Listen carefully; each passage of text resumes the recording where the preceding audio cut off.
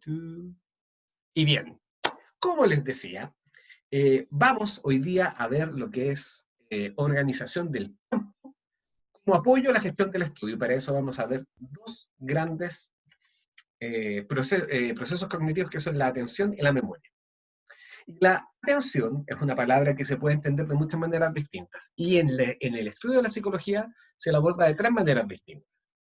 Uno, un mecanismo de selección de la información, porque nosotros sabemos que estamos constantemente bombardeados por muchos datos y no nos quedamos con todo, no le podemos poner atención a todo. Así que es un filtro, está bajo un control activo. Es decir, nosotros podemos filtrar qué es lo que entra a nuestro sistema cognitivo y qué no. Y a eso nosotros le llamamos poner atención.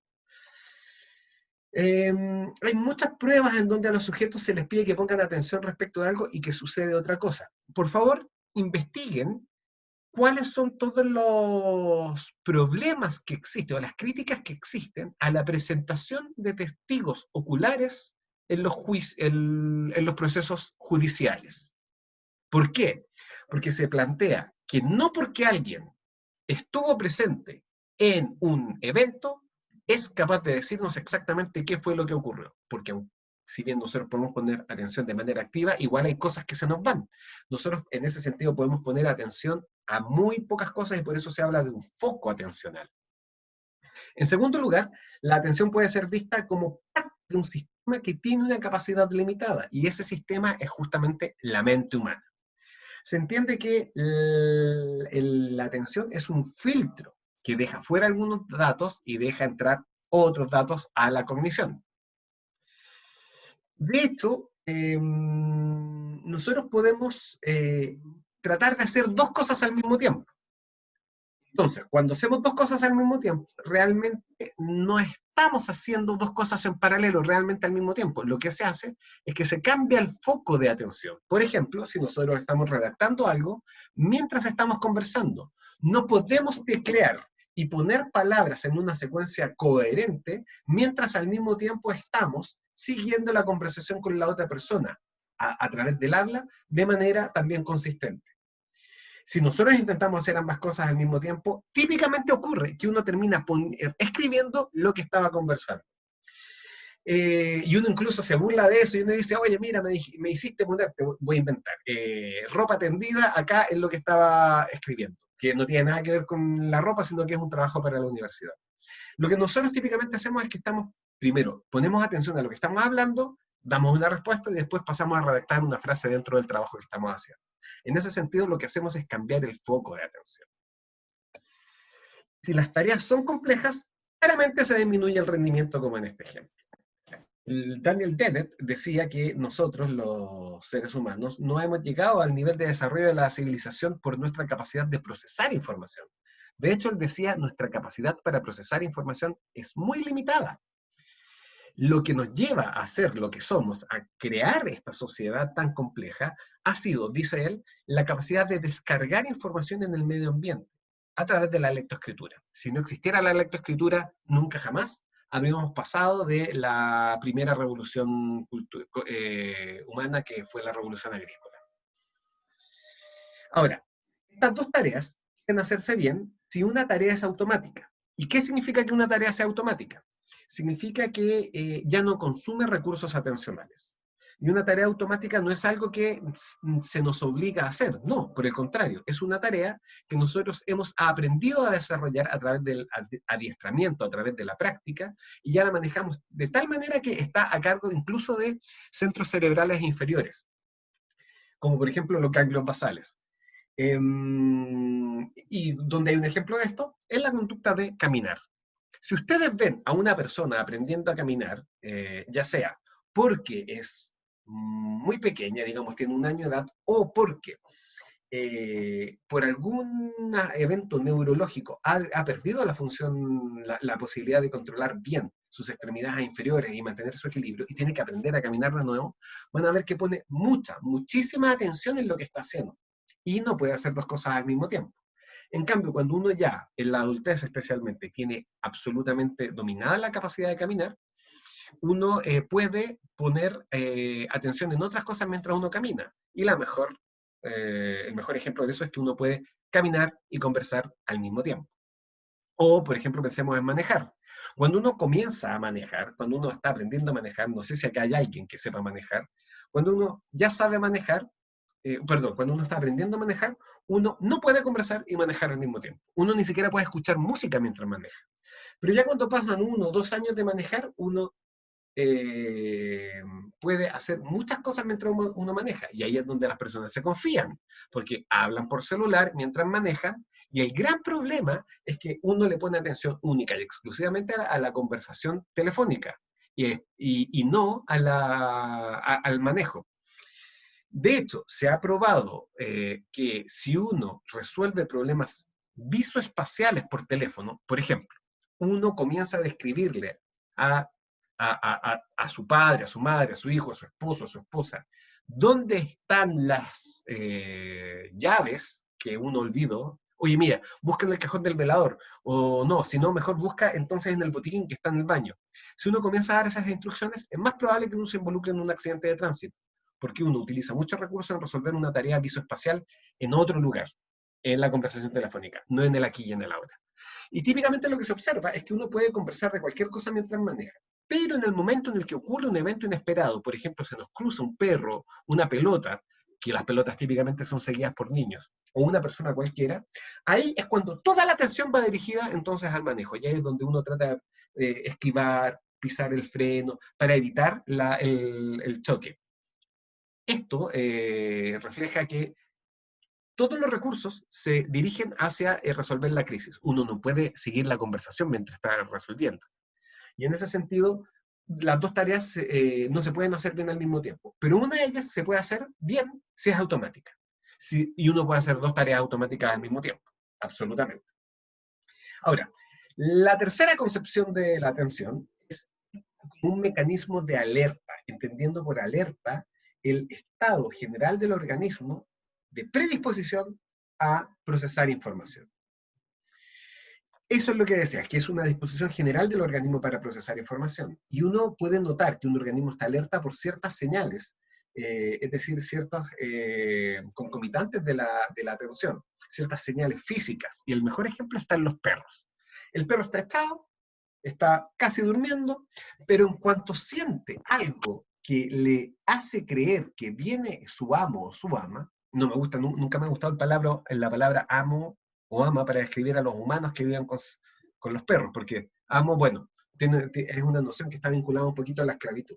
Pero digamos que cuando un perro siente que llega su humano, por ejemplo, siente a lo lejos el motor del auto, que los perros son expertos para detectar eso antes que los seres humanos, lo primero que hace es levantar las orejas. Y al levantar las orejas, uno, al observándolo, se da cuenta de que ese perro está alerta. Y en ese sentido, la atención también es un mecanismo de alerta. Podemos decir que el perro está atento porque está alerta. Y lo mismo pasa con nosotros los seres humanos. Ahora, existen dos tipos de alerta. La alerta básica, que es un estado transitorio de preparación para procesar un estado en una situación específica y que aparece más ligada a los procesos controlados y a la dirección voluntaria del procesamiento de la información, y que se denomina así por las fluctuaciones a que está sometida mientras está presente. Es decir, hay fases de atención dentro del día. En algunos momentos, digamos, durante 20 minutos uno está súper alerta, después vienen 5 minutos de desatención, luego otros 5 minutos de atención, luego 3 minutos de desatención, y así. La alerta va variando y uno lo nota mucho en las películas. Cuando uno está 3 horas en el cine, hay momentos en los que uno está más atento a ella que en otros casos. Ahora, cuando una película es buenísima, uno dice, me mantuvo alerta todo el rato. Estuve tenso todo el rato al borde del asiento. Esa es una película que uno lo mantiene alerta, lo mantiene atento. Pero esta alerta también tiene otro componente que incluso es más básico, que es la alerta tonal, tónica, que es como el tono muscular. Se refiere a la alerta basal, que aumenta paulatinamente desde el comienzo de la vigilia, es decir, cuando uno despierta, hasta altas horas de la tarde, y yo diría de la noche, y mantiene activado el organismo para su desempeño automático. Y esa alerta es biológica, está ligada al sistema nervioso, y es parte del ritmo circadiano. Nosotros los seres humanos somos seres absolutamente diurnos y en general nosotros despertamos con el alba. Nos cuesta dormir cuando hay luz y en general dormimos cuando es de noche. Otros animales, nuevamente los perros, son animales crepusculares, están más activos cuando está saliendo el sol y cuando se está ocultando. Por eso es que muchas veces los perros y también los gatos molestan en los momentos en que uno quiere dormir, cuando uno está despertando o cuando uno se quiere ir a la cama. Y dicho sea de paso, no hay mejor despertador que un gato con hambre. Y quienes tengan gato lo saben. Ahora, la atención tiene un insumo, es decir, un combustible. Es el arousal. Y el arousal es el nivel de activación fisiológica del organismo. Es decir, qué tan disponible está el organismo para responder. Cuando no hay arousal, el organismo está en coma.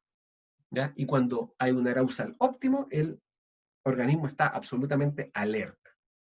Y se trata de un constructo psicofisiológico que hace referencia a los mecanismos de activación y alerta del sistema nervioso central. ¿Y a qué me refiero con constructo? Constructo en el sentido de que es una construcción mental, cultural, que nosotros utilizamos para hablar de algo que no tiene realmente una existencia en la realidad, o por lo menos no lo sabemos. Y psicofisiológico porque proviene de la fisiología y afecta todo el funcionamiento psicológico del organismo. Otro muy buen ejemplo de un constructo psicofisiológico es el ki. ¿El qué? El ki. ¿Qué es el ki? El ki es una noción proveniente de las artes marciales orientales que hace referencia a la energía vital que uno hace fluir a través de su cuerpo y que uno puede utilizar para responder a los ataques del oponente y por lo tanto generar golpes, patadas, llaves, saltos, etc. Y fue muy popularizada por Dragon Ball. Todos los que hayan visto Dragon Ball saben lo que es el ki. Solamente que Dragon Ball Z es una serie un poquito psicótica en donde esto se lleva a extremos planetarios. Yo nunca vi Dragon Ball Z, pero sé que la pelea con Freezer duró, no sé, como 10 capítulos. Ahí alguien me puede corregir. El asunto es que donde tenemos un constructo fisiológico que sí tiene un asidero, no puedo decir que sí tiene un asidero, que al igual que el ki, tiene un asidero experimental, y lo digo porque se han hecho investigaciones experimentales acerca del ki, es en el arousal. Y el arousal se expresa en una ley que se llama Ley de Yerkes-Dodson, y que básicamente es la, dice acá, curva de estrés óptimo. Y por estrés nosotros típicamente entendemos un cuadro psiquiátrico de agotamiento producto de la presión. Cuando un sujeto ha estado presionado intensa y regularmente, llega a un punto en donde está hipersensible y todas sus reacciones son erróneas o excesivas. Eso es lo que nosotros entendemos por estrés. Pero los invito a que pensemos en el estrés en su acepción inglesa original, que stress significa énfasis. To stress something significa enfatizar algo. Y en ese sentido, estrés es más bien activación, ansiedad. Y en ese sentido existen el eustrés, que es la ansiedad positiva, y el distrés, que es la ansiedad negativa. El eustrés es lo que es ansiedad que uno siente, por ejemplo, imaginemos que ustedes acaban de besarse con esa persona que les gustaba, su crush, y quedan de verse al día siguiente. Y quedan de verse al día siguiente a las 10 de la mañana. A las 7 de la mañana ustedes ya están duchados, saltando en su casa, esperando ese momento de encuentro. Eso es eustrés, esa ansiedad rica, que uno podría decir. Y por otro lado, tenemos el distrés, es esa ansiedad desagradable, esa ansiedad que se da, por ejemplo, antes de un examen. Uno está tan nervioso que uno ni siquiera quiere que le hablen. ¿Ya? Ambos estrés se mezclan en esta curva. ¿Ya? Nosotros la podemos representar en un plano bidimensional, en donde en el eje X tenemos el arousal, que va de lo bajo a lo medio y llegando a niveles altos de activación o de arousal. Y en el eje Y tenemos el desempeño. Si nosotros dibujamos la relación entre estas dos variables, arousal y desempeño, vamos a llegar a esta curva. ¿Ya? Esta curva nos dice que no sé si ustedes ven el cursor de mi mouse. ¿Lo están viendo? Respondan, me pueden responder por micrófono o por texto. Sí. Escuché un sí muy tímido, pero que es suficiente. ¿Ya? Yo tengo tengo el computador con muy poco volumen. Sí, lo importante es que lo vean. ¿Ya? Luego que ustedes ven el mouse, perdón, el cursor, ustedes ven que acá, en niveles bajos de estrés, el desempeño también es bajito. No hay buen desempeño. Y a medida que aumenta El arousal, a medida que aumenta la tensión, la ansiedad, el desempeño comienza a aumentar, a mejorar, a mejorar, a mejorar, y luego, a medida que sigue aumentando el arousal, el desempeño comienza a decaer. Observamos que la activación fisiológica mantiene una relación de U invertida con el desempeño de tareas, y particularmente que el nivel óptimo de desempeño se encuentra aquí, en niveles medios de arousal. Y el mejor ejemplo está en los deportes. Cuando uno está practicando un deporte, por ejemplo fútbol, relajado, sin ponerle mucho énfasis, con un rival menor, uno comete errores tontos muchas veces. Cuando uno está ante un rival muy, muy desafiante, con público, uno lo está mirando por vía satélite, la mamá, la abuela, uno puede tupirse, como se dice por ahí. Pero lo mejor está cuando uno está medianamente tenso y por lo tanto ahí uno está completamente activado, pero no todavía bloqueado. Esa es básicamente la idea. Y de hecho nosotros incluso esto lo podemos representar en esta curva que es mucho más exquisita porque tiene estas desviaciones que son más eh, realistas, por decirlo así, en donde tenemos incluso algunos rótulos en inglés para cada uno de los distintos niveles de presión, en donde vamos de lo oxidado, de lo frustrado, de lo aburrido, de lo subinvolucrado, de lo estimulado, de lo alerta, lo decidido, lo creativo, lo efectivo, a lo óptimo. Y de ahí, de esa optimidad, bajamos a la eficiencia reducida, a la creatividad reducida, a la alerta reducida, a la sobrecarga, a la dificultad para concentrarse, a la indecisión, a la irritabilidad, a la ansiedad, a la confusión, la fatiga, el estar exhausto y finalmente el burnout, que es un síndrome en donde se observa que las personas ante repetidos requerimientos siguen sin responder, como que ya todo les da lo mismo. Ahora, esta ley se aplica dependiendo obviamente del contexto o dependiendo del tipo de tarea. Que en una tarea simple como esta, vamos a observar el desempeño óptimo no está realmente en niveles tan promedios de arousal, sino más bien en niveles más altos de arousal. Pensemos, por ejemplo, en un videojuego simple como el Tetris o el Candy Crush, que son de esos juegos que son peores que la pasta base, porque agarran, no sueltan y a uno le fríen el cerebro. En estos casos, cuando uno está en niveles un poquito más exigentes, no sé, uno ya domina el nivel 1, el 2, el 3, el 4, el 5, ya en el 6 y en el 7 la cosa se comienza a poner entretenida y es cuando uno comienza a superarse a sí mismo.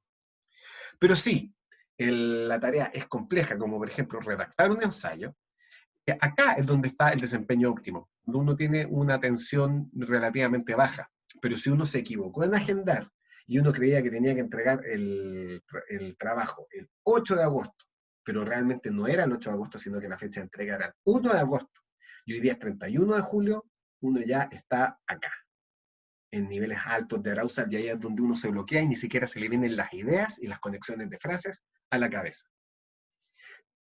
Así que bien, en ese sentido la alerta está sometida a esta ley de Jerker-Dodson. Pero como yo les decía originalmente, hay dos grandes tipos de alerta, son la fásica y la tónica. Y yo les decía que van variando a lo largo del día, pero imaginárselo no es tan fácil. Imaginémonoslo también con un gráfico en donde se representa en el eje X la hora del día, vamos de las 7 de la mañana a las 11 de la noche. Y en el eje Y, que es este acá, que es el vertical, el nivel de activación del organismo.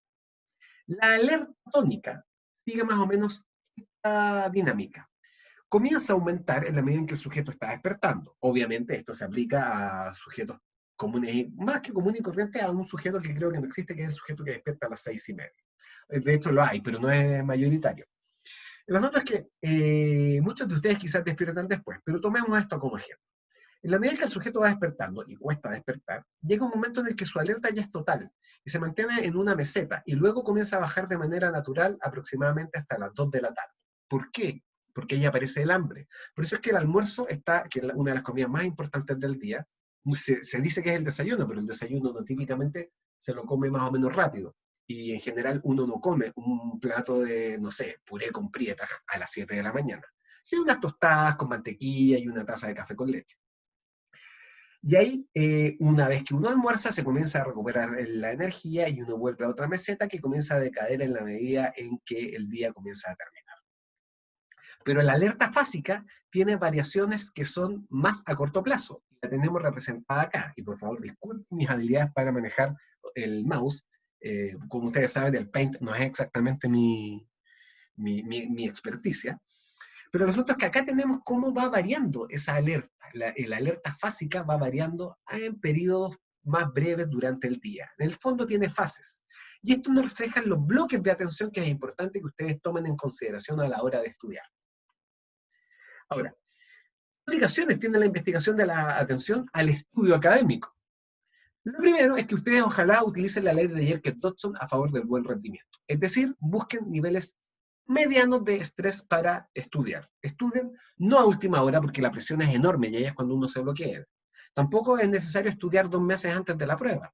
Vayan estudiando cuando la atención ya sea eustrésica, es decir, cuando esa ansiedad por rendir la prueba todavía esté, o la prueba esté tan lejos que la ansiedad todavía sea agradable.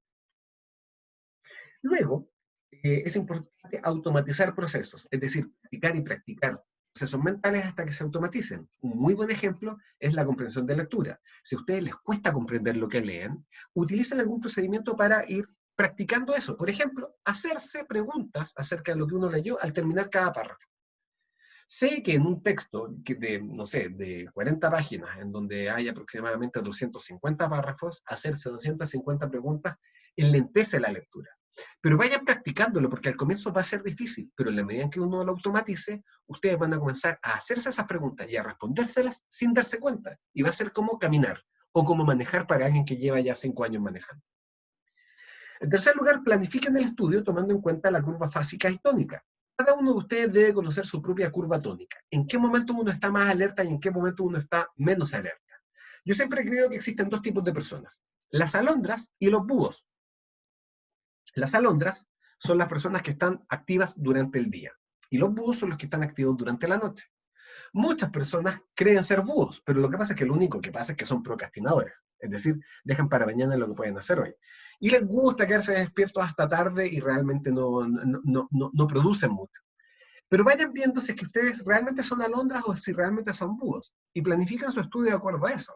Yo, por ejemplo, toda la vida he sido alondra. Yo puedo comenzar a trabajar perfectamente a las 8 sin ningún problema, pero a mí a las 6, 7 de la tarde se me cae el lápiz. Yo siempre en la universidad, mientras estaba en primer año, yo a las 6, 7 de la tarde ya me ponía a ver Los Simpsons, me ponía a jugar juegos de computador. Para mí la noche siempre ha sido para disfrutar. El estudio, que es una tarea un poquito más compleja en ese sentido, más demandante, es algo que para mí era más de noche. Y la curva fásica hace referencia a cómo va variando vuestra atención. Si algunos de ustedes tienen bloques de atención más cortos, hagan bloques de estudio de 20 minutos y después dense una pausa de 5. Si ustedes pueden mantener la atención durante más tiempo, háganse un bloque de estudio de 40 minutos y dense una pausa de 10. Y obviamente, los bloques de estudio tienen que ir reduciéndose a medida que va pasando el día. Yo no puedo estar estudiando en bloques de 40 minutos estables durante 5 horas. Al cabo ya de la segunda hora, mis bloques de atención van a reducirse a 30 minutos, 25 minutos. Vayan tomando eso en cuenta para planificar su estudio. Y por otro lado, diseñen las sesiones de estudio tomando en cuenta que la atención, como lo vimos, un mecanismo de selección de información, por lo tanto, tienen siempre que optar dejar cosas fuera. En segundo lugar, integra un sistema de recursos limitados. Vuestra mente no puede procesarlo todo, así que por eso hay que filtrar. Y en tercer lugar, de alerta. Vayan fijándose en cómo va variando su alerta. Y cuando su alerta baje, abran la ventana, paseen por la casa, por el departamento, y utilicen esta información de manera aportativa a vuestro propio estudio. Esa es mi recomendación. Bueno, pasando al segundo tema, que es la memoria, es importante definirla como una función psicológica que nos permite recordar lo que hemos experimentado, lo que hemos imaginado y lo que hemos aprendido. Y tiene estructuras. Típicamente se plantea que son 3 básicamente. Son la memoria sensorial, la memoria a corto plazo y la memoria a largo plazo. No es correcto decir, a veces mi memoria es a largo plazo, a veces mi memoria es a corto plazo. Son estructuras. Sería como decir, mi sistema nervioso a veces es un cerebro, a veces es un cerebelo. Son cosas distintas, pero que integran la memoria. Y vamos a ver de qué se trata. Distintos modelos han explicado la memoria de distintas maneras, pero este es uno de los mejores, que nace en 1988 y hasta el día de hoy se utiliza, se trabaja para entender cómo se ordenan estos elementos de memoria. Acá nosotros tenemos el mundo exterior que está simbolizado por esta zona gris que está acá. Ahí es donde foco de atención, de donde el foco de atención recoge los estímulos. Un estímulo es un cambio de nivel de energía en el medio ambiente. Ahora, ¿cómo llegan los estímulos al foco de atención? A través de un camino en donde nosotros podemos representar a través de dos líneas que pasan por lo que se denomina almacén sensorial breve. Tenemos acá estos dos estímulos, y ahí está el almacén sensorial breve. Estos estímulos pasan por el almacén sensorial y llegan al interior de nuestro sistema cognitivo. ¿Qué es el almacén sensorial breve? Es un espacio físico en donde los elementos del mundo se traducen a constructos mentales, es decir, a información que solamente nuestro organismo entiende, es decir, a representaciones cognitivas. El mejor ejemplo es la retina del ojo. En la retina a la retina del ojo llegan fotones, pero los fotones no llegan al cerebro. Los fotones causan una cadena de eventos en neuronas especializadas, que son los conocibastones, que llevan una serie de pulsos eléctricos que llegan al cerebro. Y esos pulsos eléctricos son información. Los pulsos eléctricos, la electricidad en sí no es lo que está en nuestro foco de atención, sino cómo nuestro cerebro representa esos pulsos eléctricos. En varios pulsos eléctricos, el foco de atención, el cerebro lo representa, por ejemplo, como una letra. La letra A. Si uno ve una letra A, esa letra A reside en mi mente. Yo cierro los ojos y sigo viéndola. Está en mi foco de atención, está en mi mente. Ahora, lo que llega directamente al foco de atención es lo que nosotros podemos representar con esta línea continua. Por ejemplo, la letra A. Y junto a la letra A hay una manchita, una pequeña manchita que nosotros podemos atribuir a un error en la impresión. Y eso no llega a nuestro foco de atención. Sabemos que está ahí, la estamos viendo, pero no le ponemos atención. El foco de atención está rodeado por la memoria a corto plazo o memoria operativa. ¿Qué significa esto? Que el foco de atención es una parte que está dentro de la memoria operativa. Y la memoria operativa, a su vez, es un subespacio dentro del almacén a largo plazo. Piensen ustedes en la memoria o almacén a largo plazo como una gran bodega a oscuras. Ustedes entran a la habitación y está todo a oscuras, y ahí está lleno de cajas. Y a ustedes les dijeron, necesito que traigas la copa que era de tu abuela para hacer el brindis para conmemorar su muerte. No para celebrar, conmemorar la muerte de tu abuela.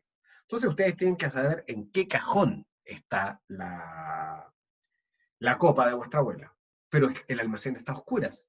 Así que, ¿qué es lo que hacen? Entran con una linterna. Prenden esa linterna y esa linterna genera un círculo de luz que ustedes pueden mover a voluntad.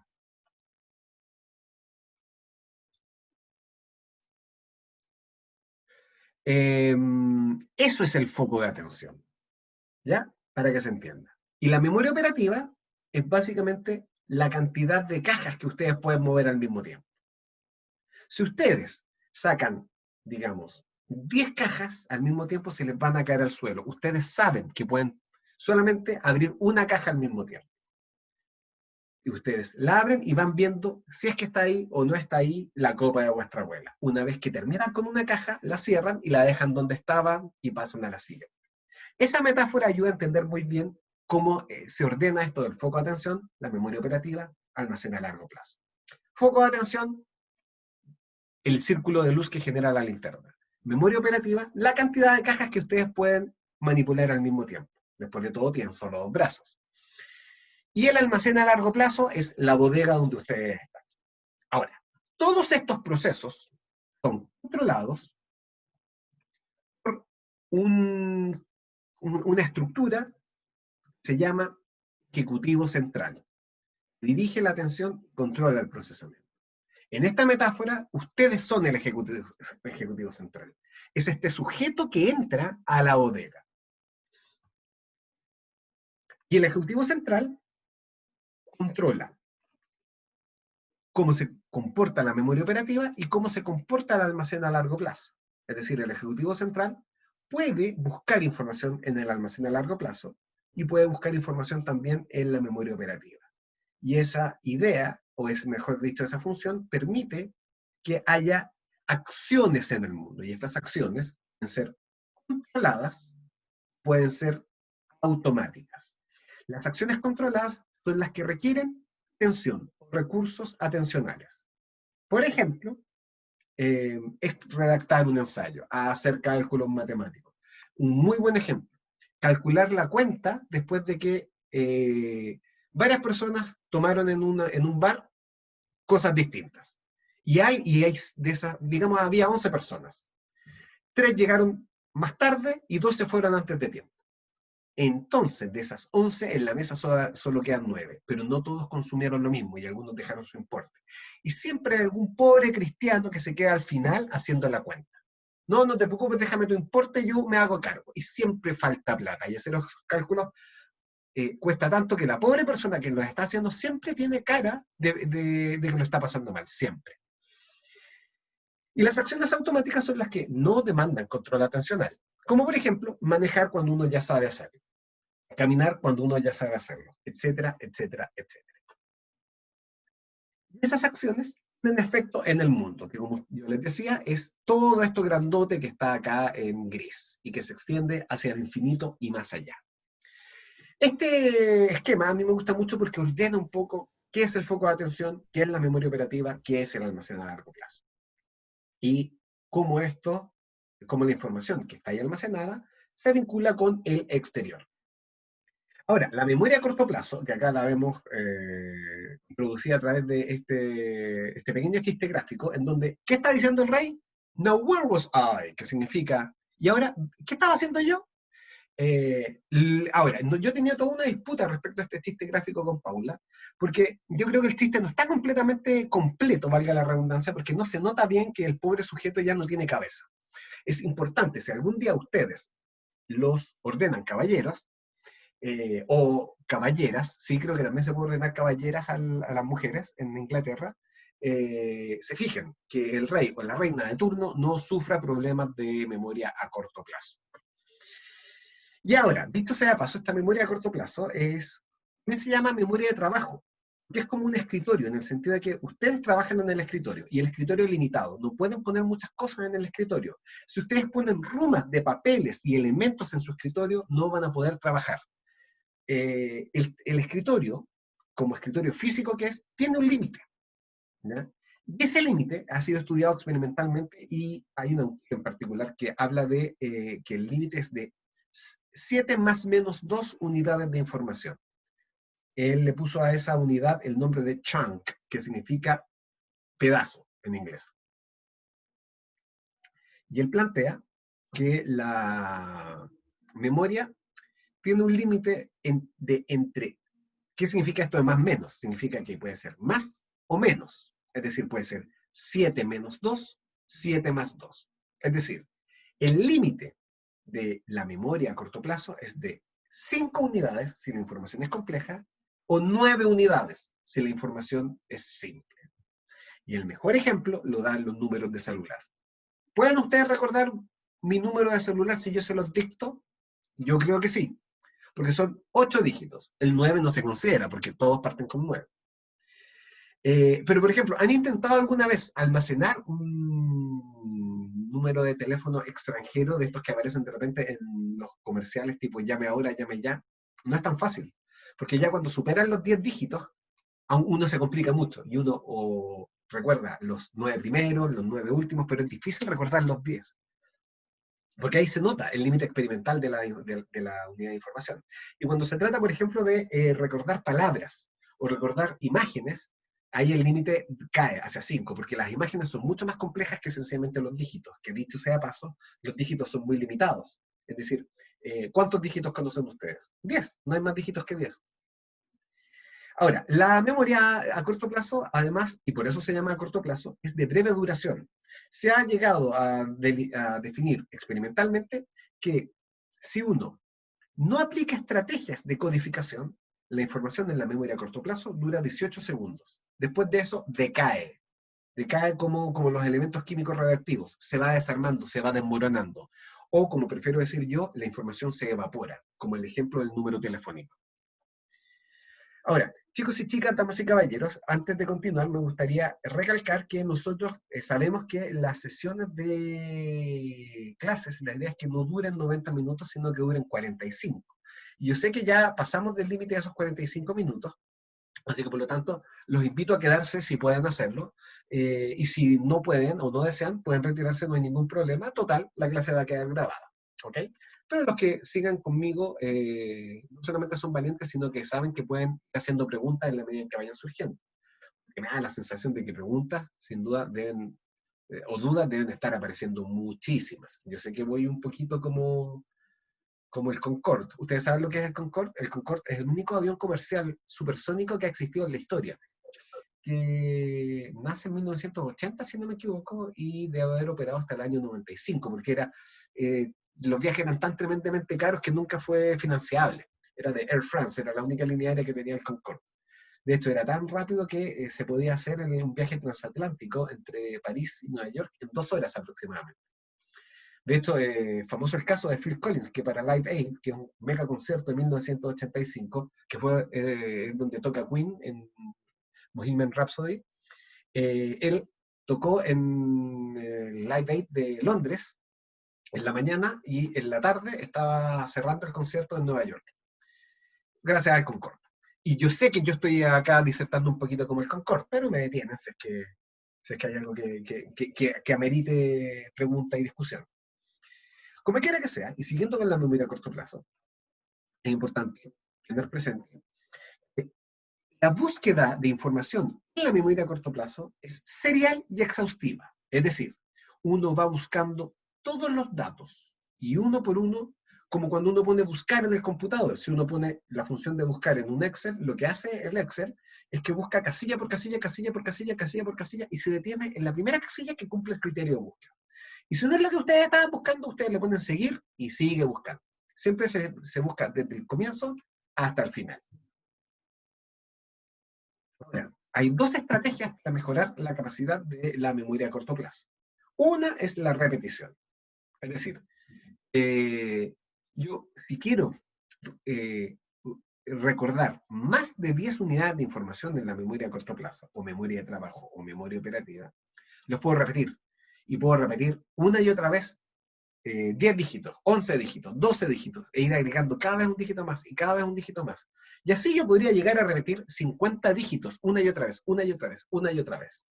Esa es la repetición. Es simple y es bruta.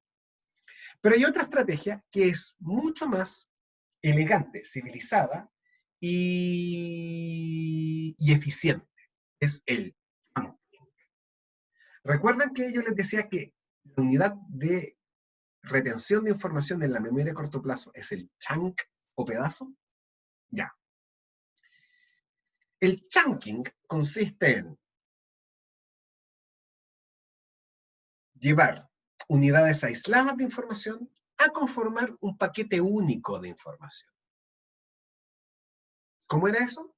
Llevar datos aislados a una unidad de información, hacer de esos 3 o 4 datos una unidad de información. Por ejemplo, si yo tengo que recordar nombres de animales en una prueba experimental, por ejemplo, bisonte, wombat y pangolín, ¿ya? Que el pangolín es un animal tristemente muy conocido hoy en día. Y el wombat, yo sé que yo estoy seguro de que muchos de ustedes no saben lo que es un wombat, pero los invito a que lo googleen. Parte con W, es un marsupial que, como la mayoría de los marsupiales, existe exclusivamente en Australia. Es un animal muy tiernucho. Y el primero que yo les dije era, a ver si alguien lo recuerda.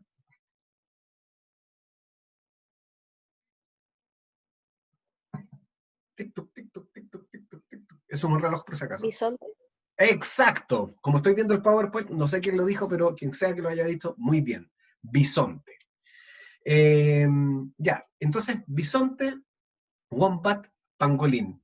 No es tan difícil recordar esos tres animales, pero si yo sé que voy a tener que recordar, retener al mismo tiempo también otro trío de animales y un tercer trío de animales, es complicada la cosa. Es mucho más fácil si yo me los imagino interactuando. Si no saben cómo es un bisonte, si no saben cómo es un wombat, si no saben cómo es un pangolín, van a tener que inventárselos. Pero si saben cómo son, se los pueden imaginar interactuando. Por ejemplo, un pangolín lamiéndole la espalda a un bisonte mientras le pega una patada a un wombat. En el fondo yo ya no tengo que recordar tres unidades de información, tengo que recordar una sola, que es esta imagen extraña. Eso es hacer chunking. Agrupar información para transformar unidades aisladas en una sola. Eso es el chunking. La investigación de la memoria a corto plazo tiene un impacto para el estudio, que podemos ir desgranándolo. La cantidad de información que se puede manejar dependerá de la capacidad de los y las estudiantes para realizar chunking, que está muy bien representado en esta ilustración que tenemos un poco más abajo.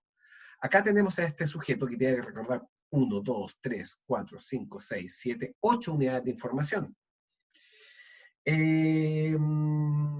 Y está triste porque es muy difícil recordar esas 8 unidades. Pero si en vez de 8 unidades, él tiene que recordar solamente 3 trigramas o tríadas de números, es mucho más fácil y por eso es que el sujeto ahora está feliz. Por ejemplo, yo en la Universidad Católica, donde tengo mi otra jornada, trabajo en el programa de tutorías académicas, en donde se le asignan tutores a estudiantes muy parecido como se hace acá en la Valparaíso con los mentores. Y nosotros tenemos que estar llamando constantemente a estudiantes. Y lo que yo hago cuando tengo que recordar un número, porque típicamente muchas veces pasa que en mi oficina tengo mala señal. Entonces estoy viendo la pantalla y marco el número y me voy a otro lado de la oficina a hablar por teléfono. Si no me contestan, tengo que volver al computador para ir al siguiente número. Lo que más me conviene, sin tener que anotar, es recordar 2 celulares al mismo tiempo. Como no puedo hacerlo, lo que hago es que chanqueo uno. Y lo que hago entonces es que me aprendo los números en cuartetos. Es decir, 4 números primero, 4 números después. En las transacciones bancarias esto también es importante, porque a uno muchas veces le dicen, ya, hazme una transferencia. Y uno tiene que recordar no solamente el root de la persona, sino que además el número de cuenta. Y como en el celular, compartir pantalla es más o menos complicado, no es necesario hacerlo. Uno también muchas veces chanquea los números para no tener que anotarlos. Y, modestia aparte, a mí me ha resultado bastante bien. Las ilustraciones que están abajo de esta chica cortando lo que parece ser una máquina, no sé a qué se refiere, y esta otra del sujeto poniendo una pieza en un rompecabezas tiene un poquito más de sentido. La de la chica cortando la máquina la dejé porque me parecía tan exquisitamente bizarra que quería que la vieran. Pero esta otra, la del sujeto poniendo la pieza en el rompecabezas, es muy ilustrativa, porque lo que plantea es que básicamente el chunking nos ayuda a resolver tareas complejas, como por ejemplo un rompecabezas. Es decir, no es que realmente uno utilice el chunking para armar un rompecabezas, sino que el rompecabezas ahí representa una tarea compleja. El chunking puede ser la pieza que faltaba. Y por otro lado, chunking puede aprenderse. Incluso la información para el estudio puede estar ordenada de tal manera que lo facilite. No lo olvidéis. Hacemos ahora la memoria a largo plazo. Parece ser un espacio de memoria ilimitado, ¿ya? Como una biblioteca. Es decir, no se ha encontrado un límite experimental para la cantidad de información que puede retener una persona a lo largo de su vida. Hay personas que recuerdan muchas cosas. Hay personas que tienen recuerdos muy detallados de cosas que pasaron en la infancia. Todos ustedes deben tener algún compañero de colegio que recuerda anécdotas que ocurrieron en tercero básico, cosas que todos los demás olvidaron y que están corroboradas por fotografías o relatos externos, es decir, el sujeto no estaba engrupiendo.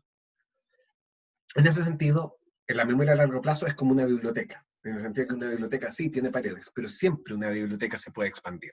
Piensen en lo que son las bibliotecas de las grandes universidades.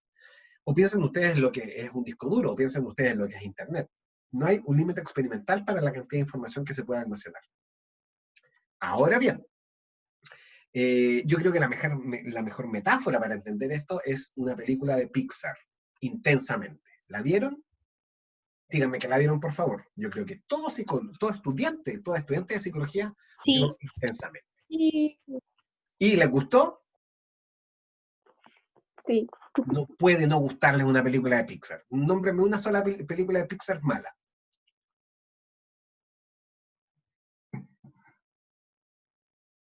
Ahí está. ¿Vieron? Hay algunas que son mejores que otras. A mí, por Las dos. ejemplo, ¿ah? Las dos. No, son peores que la uno. Salvo Toy Story. Yo diría que Toy Story 2 es mejor que Toy Story 1. Ahora, Rocío, tarea para ti y para todos los demás que no la vieron. Vean Intensamente, por favor, porque dado que no la han visto, no van a entender esta imagen que viene a continuación. Intensamente, nosotros vemos la memoria a largo plazo. Vemos esta biblioteca en donde están almacenados los recuerdos de Riley, que es la protagonista, y sí, Hitomi. Toy Story es épica, es épica. Yo creo que a esta altura es una gran obra de arte del cine. Yo creo que no solamente a ustedes les voló la mente desde chicos, sino que yo tengo un hermano menor al que le pusimos la película en la casa cuando él tenía 5 años y yo estaba pero pegadísimo viendo la película con él, a mí me encantó. Y de ahí en adelante vimos de qué es capaz Pixar. Y lo peor de todo es que ahora Pixar tiene una gran carga, un gran desafío, porque todos estamos esperando que siempre hagan películas épicas. Y en ese sentido, en esta otra que también es muy, muy buena, en Intensamente, nosotros vemos a dos protagonistas que recorren el interior de una mente humana, que es como una gran biblioteca, en donde están los recuerdos almacenados de distinta manera. Ahora, Pía, espero no impactarte mucho. Por favor, prepárate para lo que voy a decir, porque los juguetes no se mueven cuando uno no los está mirando. O por lo menos no se ha descubierto experimentalmente que sí se mueven. Pero efectivamente sí, yo he escuchado eso mucho de algunas personas que cuando eran chicos vieron la película, o chicas vieron la película y se convencieron de que los juguetes se movían mientras ellos no los veían. De hecho, creo que esa es una estrategia comercial, si no me equivoco, de unos duendes de Falabella, Jumbo o alguna tienda. Y que los padres tienen que comprar esos juguetes y hacer travesuras durante las noches para que a los niños se les eh, estimule la imaginación. Y Débora, sí, lamentablemente, de verdad, sí, los juguetes no se mueven mientras no los estamos mirando. Pero no, Débora, me equivoqué, perdón. Cuando tú eras chica, los juguetes sí se movían.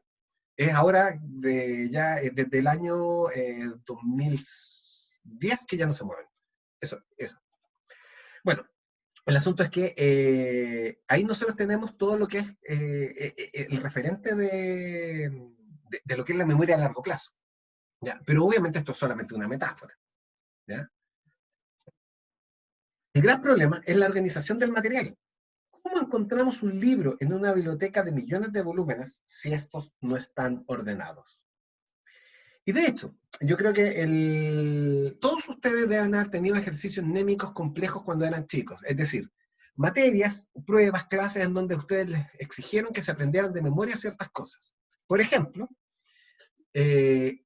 cuando yo estaba en quinto básico nos hicieron aprendernos los ríos de los distintos continentes. Primero los ríos de América del Sur, luego los ríos de América del Norte, luego los ríos de Europa, los ríos de África y los ríos de Asia. Y Asia es increíble, es el continente más grande que hay y está lleno de ríos, lleno de ríos. Yo todavía me acuerdo de algunos.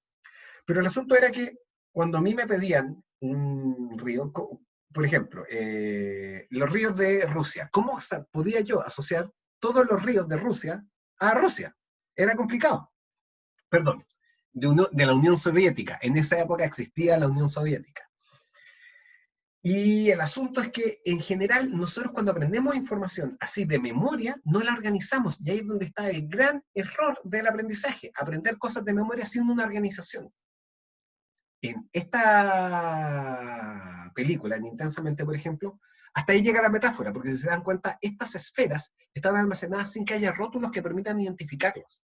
¿Cómo sabe la protagonista, que es la de pelo azul que está ahí, que es Joy, dónde está el recuerdo de cómo Riley, la humana dentro de la que está, se hizo esa cicatriz que tiene en el nudillo?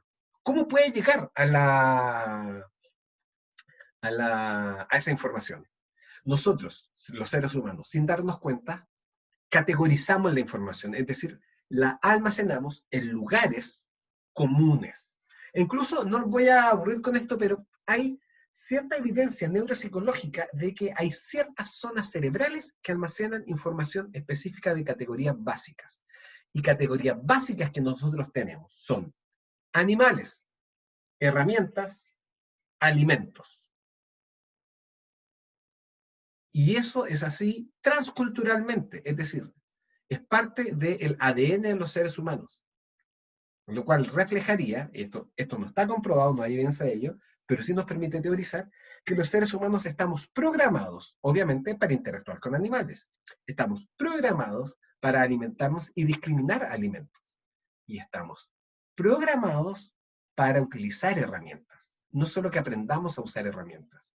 Si ustedes llevaran a un grupo de seres humanos salvajes, al que han sido creados fuera de la civilización, sin tener contacto con otros seres humanos, sin tener contacto con el lenguaje, y los llevaran a otro planeta en donde pudieran sustentar su vida, ustedes los tendrían al cabo de unas pocas generaciones usando herramientas de manera más o menos paleolítica.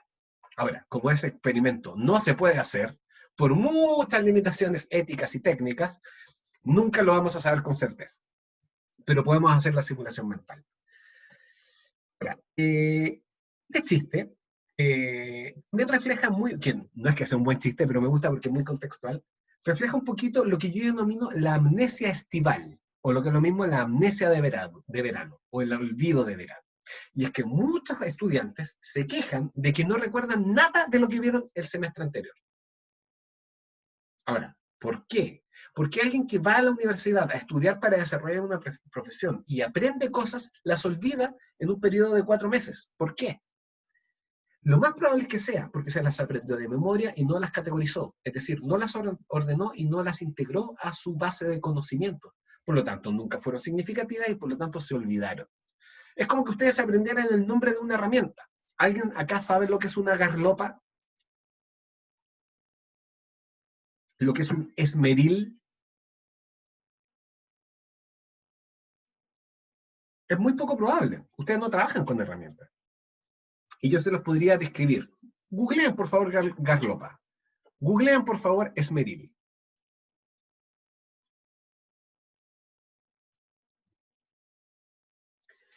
Ustedes lo van a ver y puede que lo recuerden. Estoy seguro que una semana después ya no van a recordar qué es lo que era una garlopa, qué es lo que era un esmeril. O quizás recuerden las imágenes, pero no los nombres.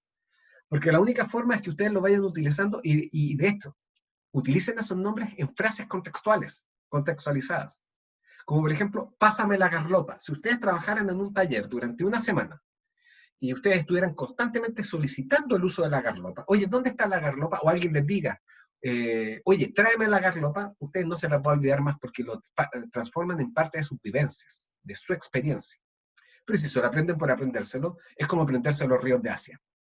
Distinto es si ustedes hacen un viaje a Asia por ejemplo, ustedes viajaran a la India y ustedes conocieran el Ganges, que es uno de los ríos más sagrados del hinduismo.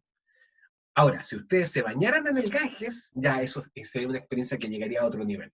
Especialmente si ustedes sobreviven a bañarse en el Ganges, lo conocerían de una manera tan vivencial que jamás se les llegaría a olvidar.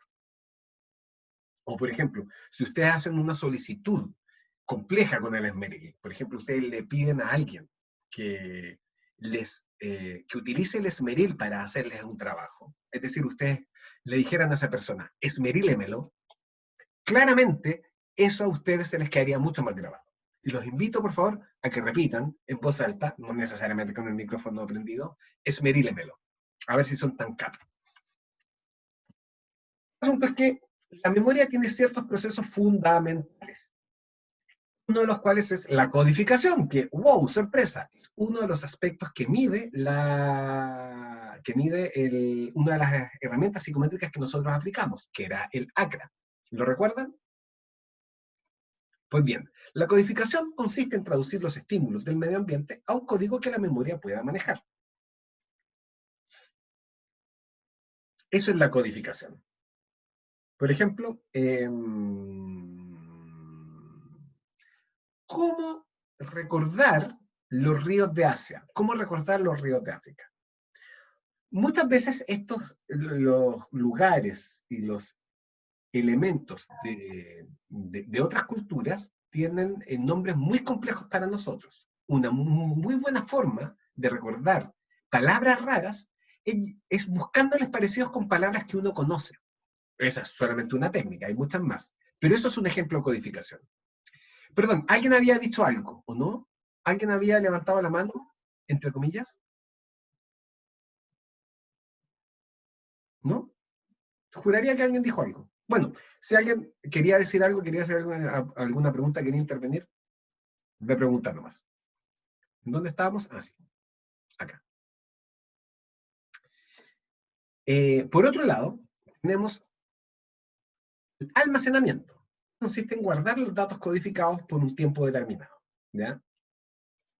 Y la recuperación, que es traer a la conciencia, o mejor dicho, a la memoria operativa, los datos almacenados para utilizarlos.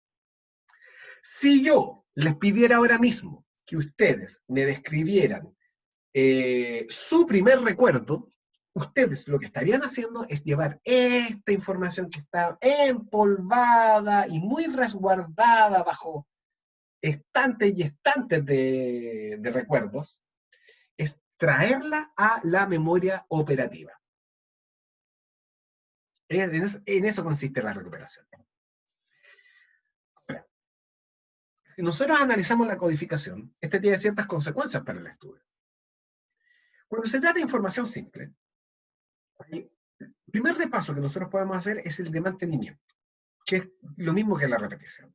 Yo voy repitiendo mentalmente ese número telefónico porque tengo que marcarlo y no tengo dónde anotarlo, así que lo voy repitiendo y lo voy repitiendo en cuartetos, es decir, 4852-7314, 4852-7314, 4852-7314, y listo, lo marco, tuc, tuc, tuc, tuc, tuc, tuc, y comienzo a hablar con la persona.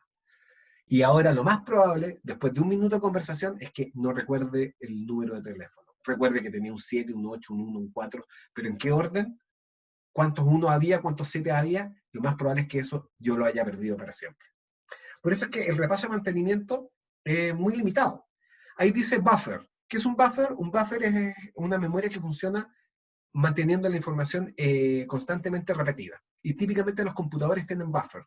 La RAM, o memoria de acceso, RAM significa Random Access Memory, memoria de acceso aleatorio. ¿Qué significa? ¿Y por qué aleatorio?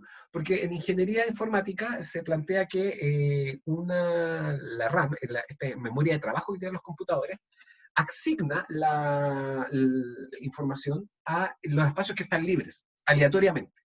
¿Ya? Es como cómo se sientan las personas dentro de una micro. El asiento que esté vacío lo utilizan. Algunas personas tienen asientos preferidos, pero cuando ustedes entran a una micro y la micro tiene los asientos, todos los asientos disponibles, a muchas personas se sientan a veces a la izquierda, a veces a la derecha, a veces al final, a veces al medio. Pero ya cuando la micro está ocupada, ustedes ocupan cualquier asiento que esté disponible. Ahora, la metáfora llega hasta cierto punto, porque obviamente las personas tratan de no sentarse junto a otras personas que les sean desagradables, que les parezcan peligrosas, ¿cierto? Pero en términos abstractos, eso es un buffer. Perdón, eso es la RAM. Un espacio de trabajo en donde la información se asigna y se accede a ella de manera aleatoria. Y la RAM es un buffer, memoria que funciona en la medida en que la información se mantenga fresca. Si se apaga el computador, aunque esto era más cierto antes, originalmente si se apagaba el computador, ¡puf!, esa información se perdía. Todos sabemos que hoy en día, cuando hay un corte de luz y el notebook no tiene batería y por lo tanto funciona solamente enchufado, muchos computadores recuperan la información de lo que uno estaba trabajando. Algunos de ustedes dirán, así funciona la nube, como Google Drive, cuando yo estoy tecleando el Word, cuando yo estoy tecleando algo y justo se corta la luz y luego aparece, el documento se recupera. Sí, pero no estaba en la RAM, estaba siendo registrado en el disco duro sin que ustedes lo supieran. El disco duro vendría a ser algo así como la memoria a largo plazo. El problema es que a diferencia de lo que ocurre con la memoria humana, el disco duro sí tiene un límite. Y no podemos aumentar el límite del disco duro. Podemos cambiar el disco duro, pero los discos duros no se pueden ampliar. No hasta donde yo sé, por lo menos. Bueno, el problema del repaso de mantenimiento es que requiere mucho esfuerzo y no es tan eficaz para traspasar la información a la memoria a largo plazo. De hecho, ese número que yo les inventé, ese número de celular, que era 7854321, por ahí, ya no me acuerdo, ya se me olvidó. No, a pesar de que lo repetí 3, 4 veces, jamás pasó esa información de mi memoria operativa a la memoria a largo plazo. En segundo lugar, tenemos un repaso de elaboración. Es procesar estímulo a profundidad cada vez mayor. Y eso produce recuerdos más duraderos. Ahora, ¿qué es procesar el estímulo a profundidad cada vez mayor? ¿Qué es la profundidad en esta metáfora? Se refiere a la cantidad de códigos que uno le añade a la información. Por ejemplo, ¿cuál es el río más largo de Asia? ¿Alguien sabe?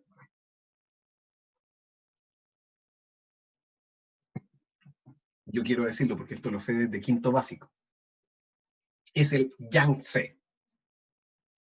Es un río tan largo que dentro de su curso hay aproximadamente 10 ciudades que sobrepasan el 1.000.000 de personas. O sea, imagínense. Y de hecho, el Yangtze es el río, tenía tanto flujo que China lo utilizó para generar una represa, obviamente con fines hidroeléctricos, es decir, para generar energía hidroeléctrica. Una represa llamada la represa de las Tres Gargantas, porque es una represa gigantesca a través de etapas, y fue tan enorme la proeza ingenieril que se generó, que en primer lugar la construcción de la represa tardó más de 15 años. En segundo lugar, la zona inundada era tan amplia que obligó a desplazar a más de 10 millones de personas. Hubo una ciudad entera que hubo que desplazar. Con todo el drama humano que eso conlleva, a los chinos les da lo mismo eso. Perdón, al gobierno chino le da lo mismo eso. Hoy reubico gente. Y lo peor de todo es que se perdieron no sé cuántos tesoros arqueológicos protegidos por la UNESCO, y a China también le dio lo mismo. Bueno, no, creo que quizás estoy siendo demasiado duro con el gobierno chino, pero sí se movieron algunos templos, pero no todos. Otros quedaron eternamente bajo el agua. Y el embalse resultante es tan grande que se puede ver desde el espacio. ¿Han oído hablar ustedes, han oído decir alguna vez ustedes que la Gran Muralla China se ve desde el espacio? Es mentira, nunca pudo hacer eso. O desde la Luna incluso. Sería como ver un pelo desde el piso que está en el suelo, desde el piso 15 de un edificio. Es imposible, porque es una estructura muy delgada. Pero este embalse sí se ve. Busquen por ahí el embalse de las Tres Gargantas en el Yangtze y ahí se van a dar cuenta de qué se trata. Bueno, como quiera que sea. ¿Cómo lo hacemos nosotros para recordar el nombre del río? ¿Qué podemos hacer? Podemos repetirlo una y otra vez. Yangtze, Yangtze, Yangtze, Yangtze. Pero a mí el chino me suena chino, así que por lo tanto jamás lo voy a recordar. ¿Qué podemos hacer?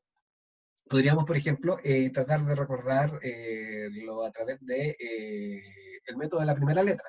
Sé que comienza con Y. Eso es algo que uno hace de manera automática. Ya, ahí hay un código. ¿Qué más le podemos agregar? Podríamos agregarle, como les decía, el parecido con algo con alguna expresión propia del castellano, que es un idioma que yo sí manejo. ¿A qué se parece Yangtze? A Yangtze.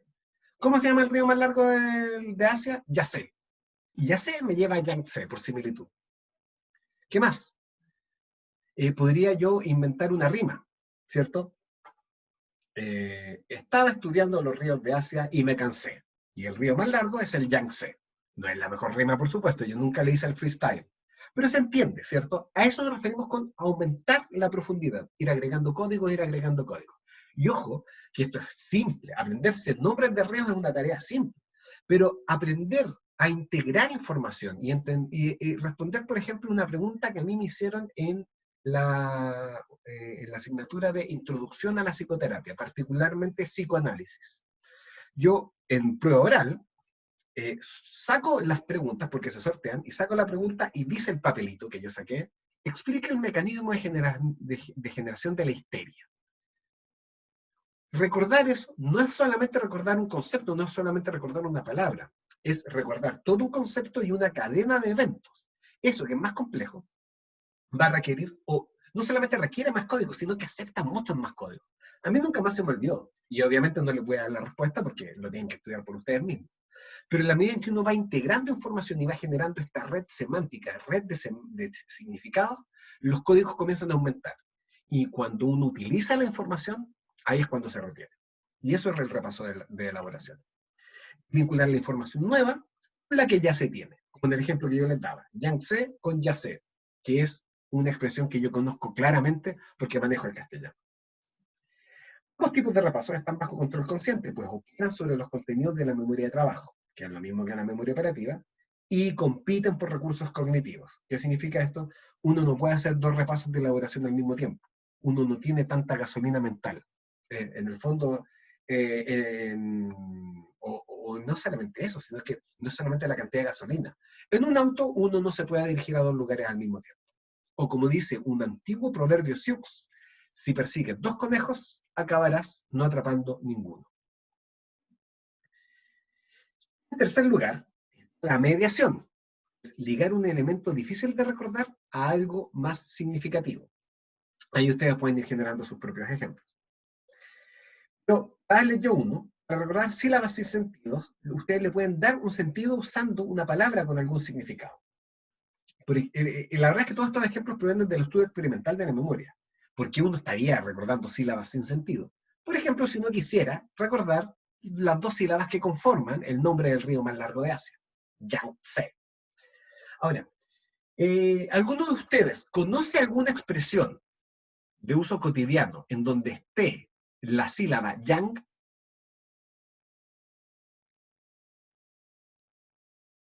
Yo sé que sí, o asumo que sí. Yang.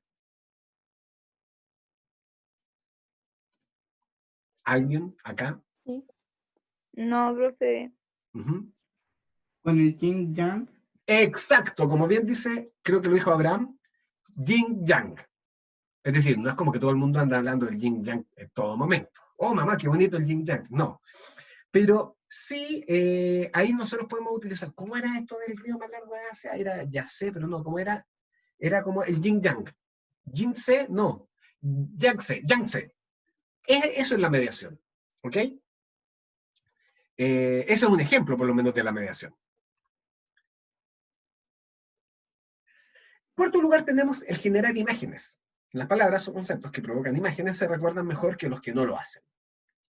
¿Cuáles eran los tres animales que yo les pedí que recordáramos? Tic-toc, tic-toc, tic-toc, tic-toc. Bisonte, Ajá. wombat, Yes. y el otro era... No me acuerdo. El último que dijo no me acuerdo. No hay problema. Yo lo recuerdo claramente. Uno, porque yo generé el ejemplo, pero a mí me ha pasado que en clase yo mismo he generado ejemplos que después se me olvidan y quedan ridículos. Pero esta no es la ocasión. No me verán hacer el ridículo en esta clase.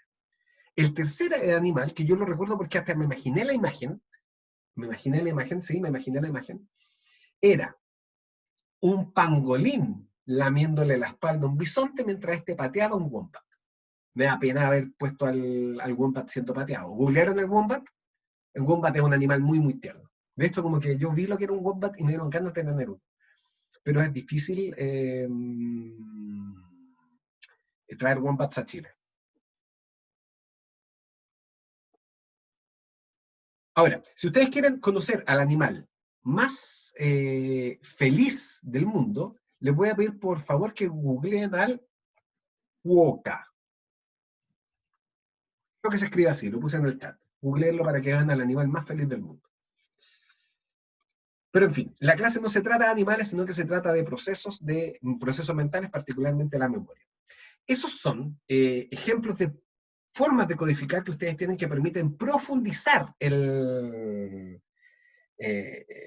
recuerdo, o mejor dicho, profundizar los códigos de la memoria.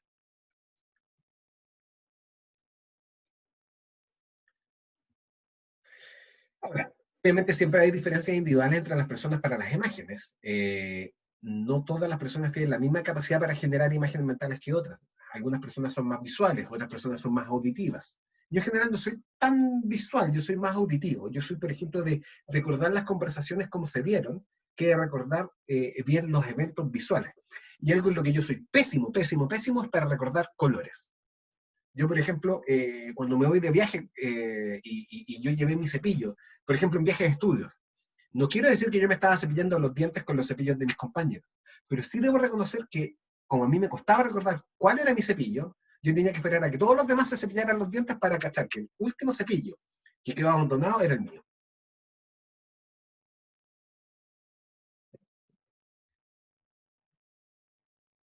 Ya, aquí me van a tener que explicar quién es Shawn Mendes. O no, no se preocupen, yo lo puedo googlear. Y lo más probable es que googlee Shawn Mendes y salga Shawn Mendes con el boca. Y bueno, recuerden, las imágenes extrañas se recuerdan más. ¿Por qué? Porque requieren más esfuerzo, o lo que es lo mismo, al generar más esfuerzo, al ser más difíciles, hacen que la huella de ese recuerdo sea más profunda. En quinto lugar tenemos las mnemotecnias. Son formas básicas o técnicas para recordar información, como el método de las historias, que consiste en hacer una historia con la lista de elementos a memorizar, ¿cierto? En vez de recordar al pangolín sobre el bisonte pateando un wombat, yo puedo inventar que el pangolín fue a cazar bisontes, y que cuando llegó a la estepa africana, donde estaba el bisonte, no sé, algo pasó y apareció un wombat y el wombat se los comió a los dos. No, no soy bueno para inventar historias en este momento. Pero sí saben dónde se utiliza mucho el método de las historias, aunque les parezca raro en biología. Por ejemplo, para estudiar la mitosis y cuáles son todos, no solamente las fases de la mitosis, sino qué es lo que ocurre dentro de la mitosis y cómo el ADN, la fibra del ADN se transforma en cromosomas, uno puede inventar una historia de un baile, por ejemplo, en donde se forman parejas de baile y cada oveja con su pareja, ¿cierto? Y ahí es donde se genera en el fondo es al revés, dicho sea de paso. Ah, no, miento. Sí, en la mitosis el filamento de ADN se transforma en cromosomas y ahí es donde se generan parejas de baile, que en el fondo son copias. Cada cromosoma baila con su clon. Inventar una historia así sería, por ejemplo, valga la redundancia, un ejemplo de el método de las historias aplicado a la biología. Está también el método de las perchas, que consiste en asociar el elemento a memorizar con un elemento conocido. Por ejemplo, la canción Yo tenía 10 perritos. Ahora, en general en Chile es muy fácil recordar el perrito número 8, porque son pocas las cosas que riman con 8, salvo Mapocho. ¿Cuál es la otra que cuesta? 1, ¿cierto? Yo siempre me lo supe como el perrito que se fue a Saturno, y era el que más me da pena porque después de irse a Saturno, uno se queda sin perros. Por eso creo que hasta el día de hoy no le tengo mucho cariño a Saturno. Además que Saturno se comía a sus hijos. Esto también les voy a pedir. Googleen, por favor, Saturno devorando a sus hijos. Lo que sí, no me culpen a mí si después tienen pesadillas. Luego está el método de la primera letra. Consiste en usar la primera letra de una palabra como clave. Por ejemplo, las siglas. Y era lo que yo les decía. ¿Cómo se llamaba el río más largo de Asia? No me acuerdo cómo se llamaba, pero sí recuerdo que comenzaba con Y. Obviamente, la primera letra no asegura el recuerdo, solo lo facilita.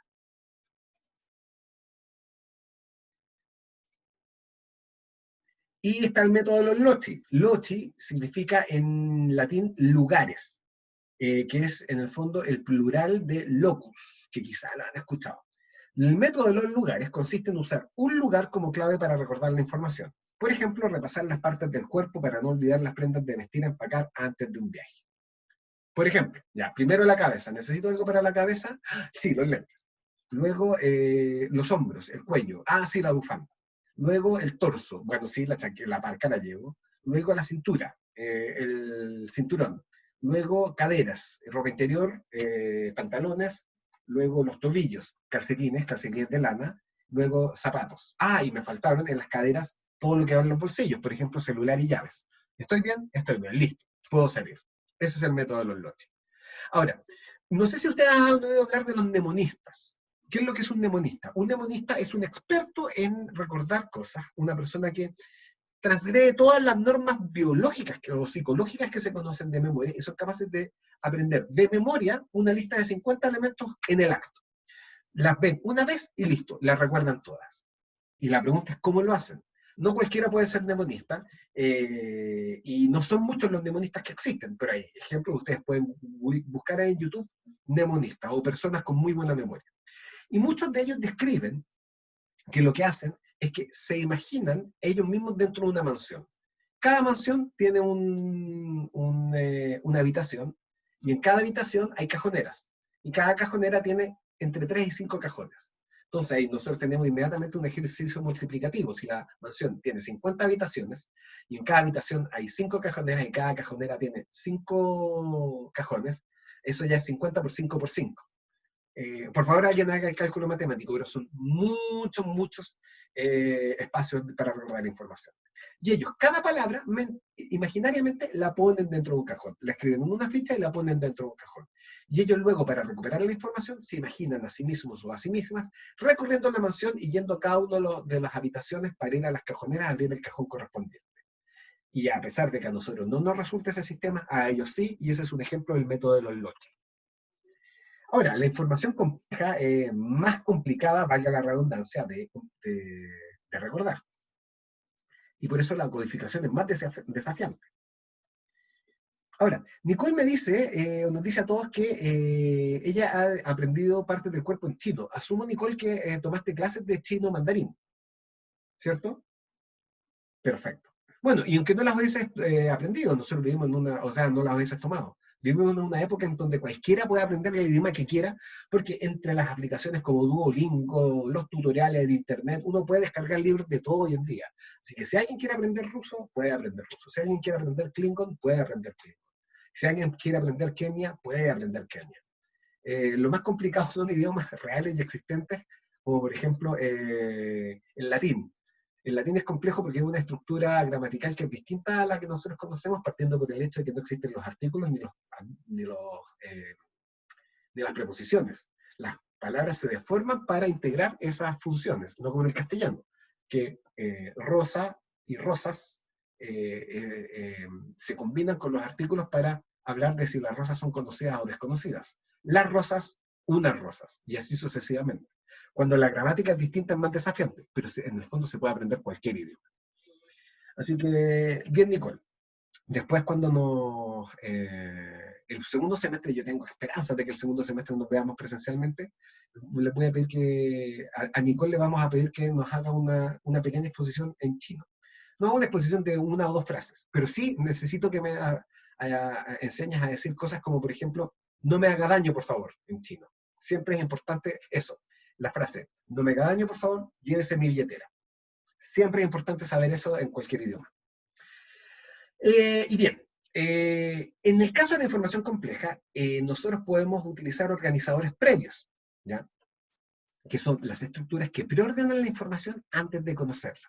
Por ejemplo, leer el índice de un libro antes de leerlo. Si a ustedes les dicen, miren, léanse este libro, por ejemplo, nosotros en primer año en psicología, tuvimos que leernos un libro entero que se llamaba La estructura de la personalidad, de Philip Glass, que era un libro de fenomenología, en donde se describía no solamente el aparato psíquico humano, sino que además se hablaba de todas las distintas emociones que existen. Por ejemplo, la diferencia entre la ira y la cólera, entre la cólera y el enojo, entre la tristeza y la melancolía, que a mí me parece que es un área de la psicología que es súper entretenida y irrelevante. Yo creo que uno de los grandes problemas que tiene la humanidad es su limitación en la cantidad de emociones que se conocen, porque eso nos genera mucha confusión y mucha dificultad en conocernos unos a otros. Por lo tanto, el libro, a pesar de que es un libro, yo diría, de comienzos del siglo XX, sigue siendo actual hasta el día de hoy. El problema era que, claro, o sea, leerse 300 páginas en 2 semanas era complicado. Y un error que yo cometí es que nunca leí el índice de ese libro antes de leerlo, por lo tanto yo leía un poquito en falso. Me costaba mucho integrar lo que estaba leyendo. No sabía qué es lo que estaba leyendo. La organización previa es importante. Y tenemos en segundo lugar la activación de esquemas, que consiste en hacer que las personas recuerden la información organizada sobre el tema que poseen previamente. Por ejemplo, hacer que profesores hablen de cómo sus alumnos aprenden antes de hablar de teorías del aprendizaje, o cómo aprendieron ellos. Ahora, ¿qué es esto de la activación de esquemas? ¿Qué es un esquema? Y esto es súper importante. En psicología, esquema es súper importante. Porque en términos generales, uno entiende por esquema organización de elementos, ¿cierto? Un esquema es, por ejemplo, un dibujo básico que uno hace para explicar algo. Hazme un esquema.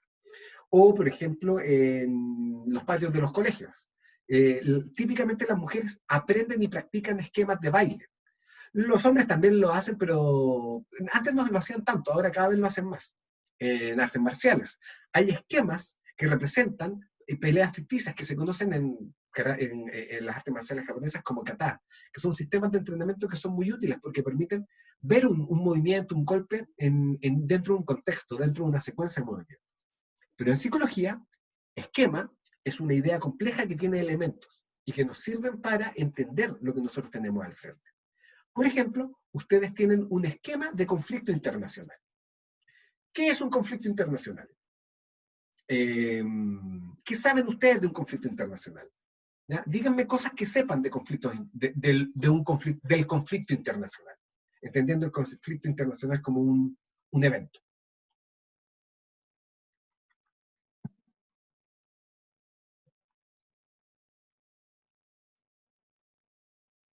¿Alguien? ¿Anyone? Ya. Yo les voy a decir cuál es para mí la idea de un conflicto internacional. Uno, hay dos países. Puede haber más, pero típicamente son dos países. Se necesitan dos para bailar tango y se necesitan dos países para tener un conflicto internacional. La emoción predominante es indignación. Uno de los dos países está indignado por algo que hizo el otro. El tercer elemento es que hay un riesgo internacional, no solamente para los países involucrados, sino para muchos otros. Bien porque puede afectar la economía, bien porque puede dar lugar a guerra. ¿Qué más? Hay líderes que son los que van a estar hablando acerca de los conflictos internacionales. Por ejemplo, Sebastián Piñera versus Evo Morales. Por ejemplo, Xi Jinping versus Donald Trump. Por ejemplo, Angela Merkel versus Macron. Y así sucesivamente. Si se dan cuenta, hay distintos elementos que conforman para mí un conflicto internacional. Entonces, por ejemplo, si a mí me preguntan, ¿una guerra es un conflicto internacional? Claramente sí, porque calza con ese conjunto de elementos. O, por ejemplo, ¿qué es lo que es un monstruo? Ustedes tienen una idea de monstruo y nosotros lo podemos entender como un esquema. ¿Cuáles son los elementos de monstruo? Es un organismo, puede ser ficticio o puede ser real, pero no, típicamente es ficticio. El monstruo típicamente es ficticio. ¿Existen los monstruos en la realidad? Alguien, nómbreme por favor un monstruo que exista en la realidad. Esto sí que sí. Olvídense del conflicto internacional. Nómbreme un monstruo que exista en la realidad.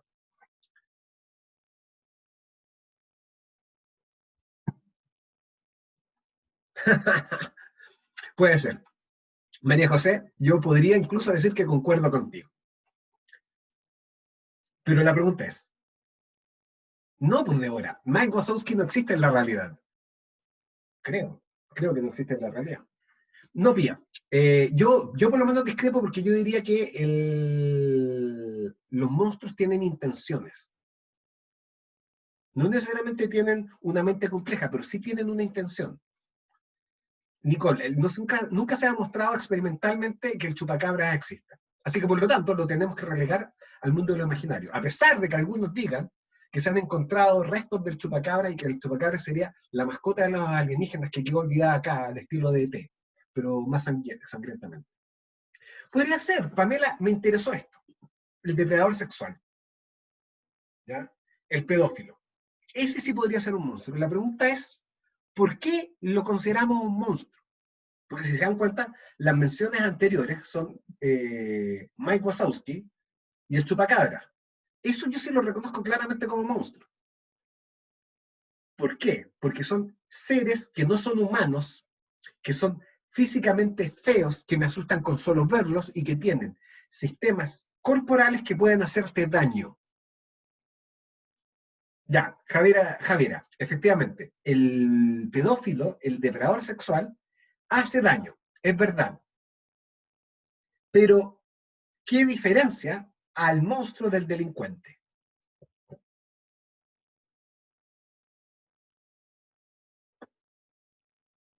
¿Qué diferencia al monstruo del delincuente?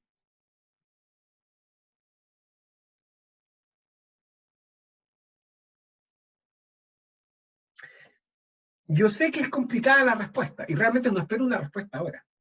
Pero ahí se nota que hay una distinción. Si alguien me dice, mira, un monstruo y un delincuente son lo mismo, es complicado porque Mike Wazowski no es un delincuente, el chupacabra no es un delincuente, Alien no es un delincuente.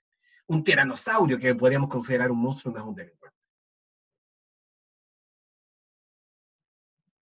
El delincuente puede tener otro tipo de razones. De hecho, lo que es un delito en una cultura no es un delito en otra. Y así sucesivamente.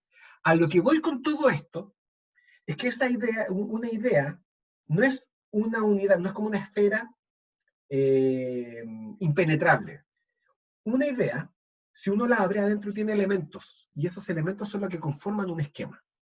Y yo reconozco ciertas cosas, ciertos eventos del mundo, ciertos elementos del mundo, como representantes, elementos, como ejemplos de ese esquema, en la medida en que el esquema calzan con el esquema.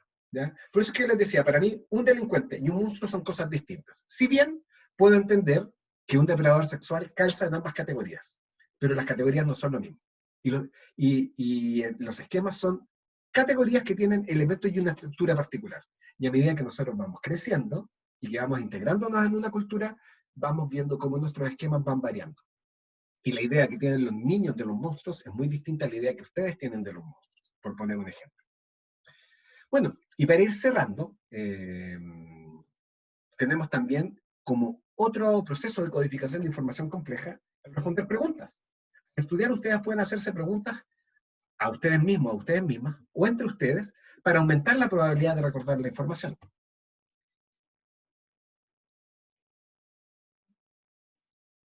Y finalmente, está la idea de los niveles de procesamiento. Hay dos autores que son Craig y Lockhart que sostienen que mientras más profundamente procesemos la información, como yo les decía, más probable es que la recordemos. La profundidad de la codificación depende de centrarse en el significado de lo que queremos aprender y no de sus características externas. Eso es importante. Bien, chicos y chicas, damas y caballeros, eso era lo importante hoy día. ¿Ya? Hay mucho más lo que se sabe acerca de la atención y la memoria.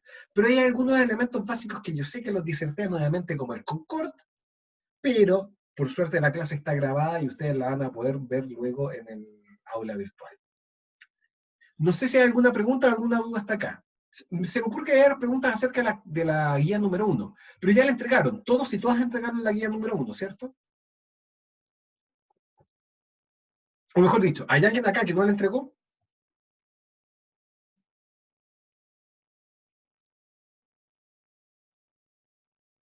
Parece ser que no. Bien, yo estoy corrigiendo. Yo llevo ya corregidas como una... Déjenme ver.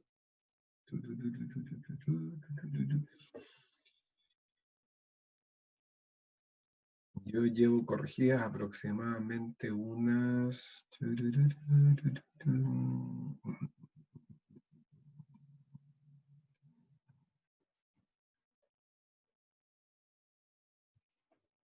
27.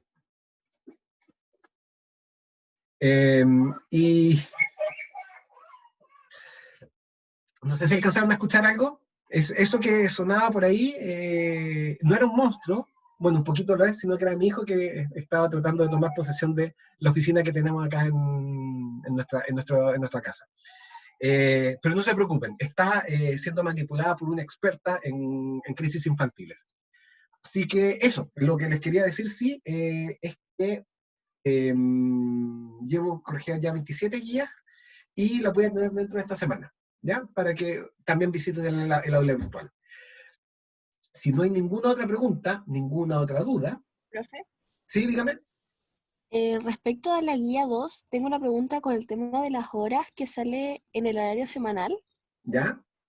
porque al principio sale como a las 7, después 8:30, después 10, 10:15, Ah, ya. y después está por horas, de 10 a 11, 11 a 12, 12 a 1, y no sé los demás, pero yo no siempre hago como en intervalos de una hora, Ah, quizás ya. no es una hora. No sé si puedo modificar yo las horas, ¿sí? Puedes modificarlo a tu antojo. La verdad es que nosotros lo dejamos predefinido justamente como eso, como una propuesta. Pero ustedes lo modifican de acuerdo a su propia conveniencia. Ah, ya, ya, gracias. ¿Alguna otra duda o pregunta? ¿No?